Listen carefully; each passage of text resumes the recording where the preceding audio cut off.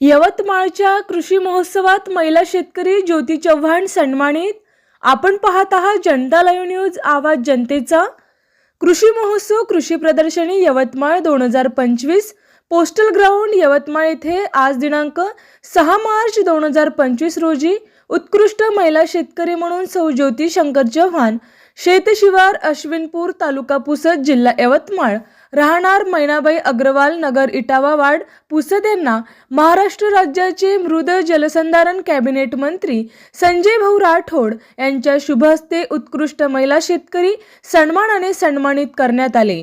यावेळी यवतमाळ जिल्ह्याचे कृषी अधिकारी, यवतमाळ जिल्ह्याचे उपजिल्हाधिकारी तसेच शासकीय कनिष्ठ वरिष्ठ अधिकारी, महाराष्ट्र राज्यातील शेतकरी बांधव उपस्थित होते। मुख्य संपादक सूर्यकांत राठोड, जनता लाईव्ह न्यूज।